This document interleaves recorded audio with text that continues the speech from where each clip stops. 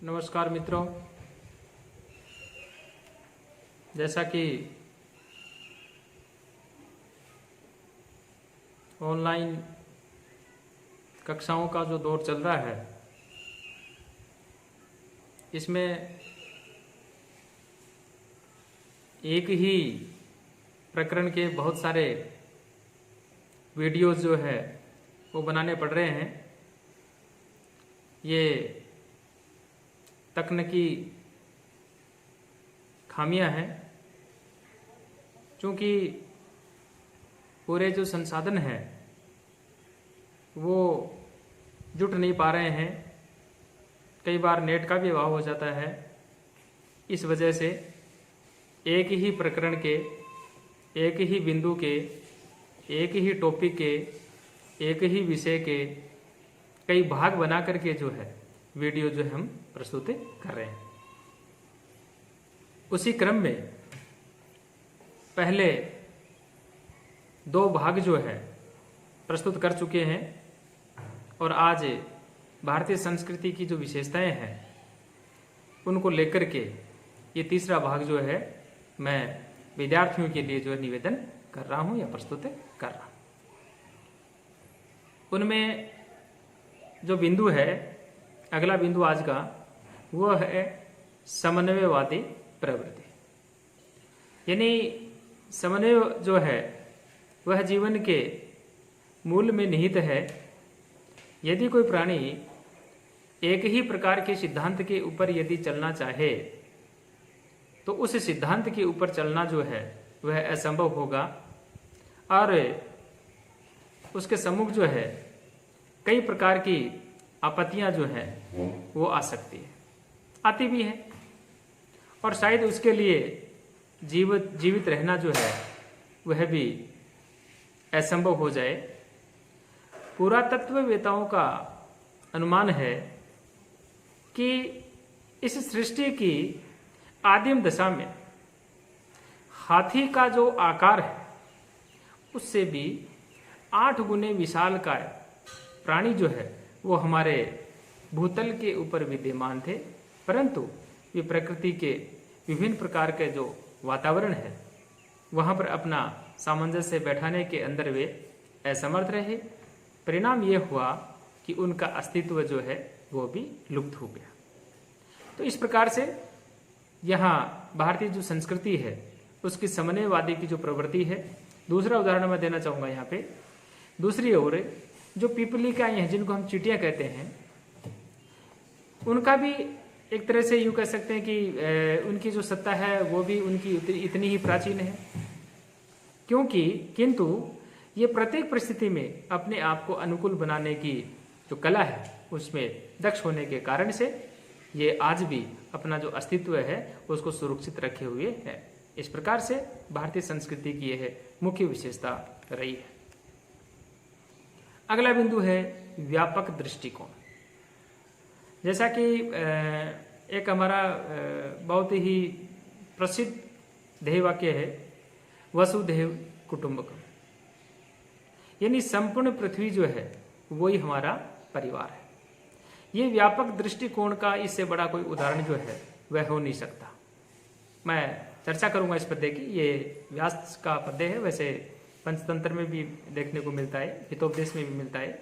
खैर, यानी यहाँ पर अति प्राचीन काल से ही उदार व व्यापक चिंतन जो है वह रहा है। भारत में स्व की अपेक्षा पर जो है उसके ऊपर विशेष बल दिया गया। पर मीन्स दूसरों के लिए, और सारा संसार जो है यह हमारा परिवार है। इसी भावना से प्रारंभ करते हुए ही आत्मसात कर लेने के कारण से जो संकुचित जो विचार है, संकुचितता जो है, उसको यहाँ स्थान जो है वह मिलता ही नहीं। एक बहुत सुंदर पद्य आता है इसी संदर्भ में। अयम निजय है परोवेति गणना लघु चेतसाम उदार चरिता नाम तु वसुधैव कुटुंबकम। यानी यह है मेरा है, ये तेरा है। ये हल्के चित्त वाले जो होते हैं वो इस प्रकार की गणना जो है वो किया करते हैं। संपूर्ण पृथ्वी ही हमारा परिवार है। ये उदार चरित्र वाले जो होते हैं, विशाल हृदय वाले जो होते हैं, व्यापक दृष्टिकोण वाले जो होते हैं, उनका इस प्रकार का ये दर्शन होता है। तो इसलिए यहाँ व्यापक दृष्टिकोण की यदि हम चर्चा करें तो यहाँ भारतीय संस्कृति की मुख्य विशेषताओं के अंदर इसको गिना जाता है। नेक्स्ट विशेषता वर्णाश्रम व्यवस्था। मित्रों, जैसा कि अपन जानते हैं कि सृष्टि के प्रारंभ में न तो कोई वर्ण था और न कोई आश्रम था, परंतु जैसे जैसे मनुष्य विकसित होता गया और क्रमशः ही मनुष्य का विकास होता गया और जो हमारी वैदिक संस्कृति आई, उस वैदिक संस्कृति के अंदर वर्णों का विकास हुआ। ये छुआछूत की भावना प्रारंभ में नहीं थी, ये बहुत बाद की जो है ये बात है। प्रारंभ के अंदर जो है इस प्रकार से छुआछूत की भावना विद्यमान नहीं थी। यहाँ जो हम वर्णाश्रम व्यवस्था की जो हम बात कर रहे हैं, तो वर्ण 4 कहे गए हैं। ब्राह्मण है, क्षत्रिय है, वैश्य है, शूद्र है। भले ही तत्कालीन व्यवस्था के अनुसार शूद्र जो है वह निम्नतर, या यूं कह सकते हैं कि सबकी सेवा करने का कार्य जो है वह शूद्र का था। तथापि वर्तमान समय के अंदर जो हम इस प्रकार से इस जाति व्यवस्था के अंदर जो हम ऊंच नीच की जो भावना देखते हैं, ये तत्कालीन व्यवस्था के अंदर इस प्रकार की व्यवस्था नहीं थी, क्योंकि उस समय ऊंच नीच था ही नहीं। जिसमें वर्ण व्यवस्था हुई, वर्ण व्यवस्था बनने के बाद में ये ऊंच नीच का जो भाव था ये पैदा होना शुरू हो गया। तो इस प्रकार से भारतीय संस्कृति में वर्ण और आश्रम की व्यवस्था को विशेष महत्व दिया गया। आज चाहे हमें यह व्यवस्था जो है अनुचित लग रही होगी, क्योंकि इनमें बहुत सारे दोष जो है वो उत्पन्न हो गए हैं, किंतु यह व्यवस्था अत्यंत वैज्ञानिक है। समाज के सुचारू विकास के लिए वर्ण व्यवस्था का विधान जो है वह किया गया है। समाज को ब्राह्मण, क्षत्रिय, वैश्य, शूद्र इन 4 वर्गों में बांट करके उनके आचरण एवं कर्म जो है वो नियत कर दिए गए थे। इट मीन्स निश्चित कर दिए गए थे।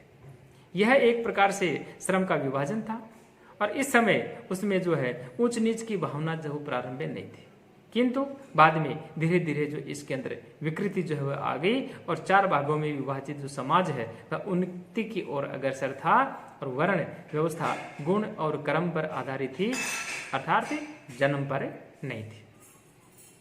इसी क्रम में आगे बढ़ाते हुए आश्रम व्यवस्था की यदि हम चर्चा करें, तो आश्रम व्यवस्था के अंदर संस्कृति को एक महान पहचान जो है, विशिष्टता जो है वह प्राप्त हुई, और इस व्यवस्था का लक्ष्य व्यक्ति का जो जीवन होता है वो जीवन का सर्वांगीण विकास करके सामाजिक आदर्शों की प्राप्ति करना था। इस व्यवस्था ने भारतीय संस्कृति को अभूतपूर्व समर्थन जो है वह दिया, समर्थता जो है वह प्रदान की। मनुष्य की जो आयु है, एक तरह से यूं कह सकते हैं कि मनुष्य की आयु 100 वर्ष मानते हुए 4 भाग कल्पित करके अवस्था अनुसार उसके कर्म जो है वो निश्चित कर दिए गए थे। जैसे ब्रह्मचर्य, गृहस्थ है, वानप्रस्थ है, संन्यास है। इन आश्रमों से समाज में कुछ संतोष, शांति उसकी अभिवृद्धि होती थी, और पुरुषार्थ चतुष्टय जो है उसकी प्राप्ति में भी ये व्यवस्था जो है महत्वपूर्ण थी। इन 4 आश्रमों के अंदर भी जो गृहस्थाश्रम है इसको सर्वश्रेष्ठ आश्रम जो है वह कहा गया, अर्थात वह उसको माना गया। नेक्स्ट विशेषता आती है संस्कारों का, या संस्कारों की महत्ता। भारतीय संस्कृति अति प्राचीन काल से ही संस्कारों का विशेष महत्व रहा है। संस्कारों द्वारा सामाजिक प्रेरणा, व्यक्तिगत प्रयास का समन्वय करके व्यक्ति एवं समाज के मध्य श्रेष्ठ तथा मधुर संबंधों की स्थापना की गई। संस्कारों का तात्पर्य या संस्कारों का जो अभिप्राय है वह है शुद्ध की धार्मिक क्रियाओं तथा व्यक्ति की दैहिक एवं मानसिक और बौद्धिक परिष्कार के लिए किए जाने वाले अनुष्ठानों से है, अर्थात जिनसे यह समाज का पूर्ण जो विकसित सदस्य जो है वह हो सके। इस प्रकार से संस्कार जो है उन संस्कारों की महत्ता भी हमारे यहाँ पे बहुत रही है। जो हमारे लास्ट में जाकर के 16 संस्कारों को जो मान्यता दी गई है, उन 16 संस्कारों का भी भारतीय संस्कृति की विशेषता के लिए बहुत महत्वपूर्ण स्थान है।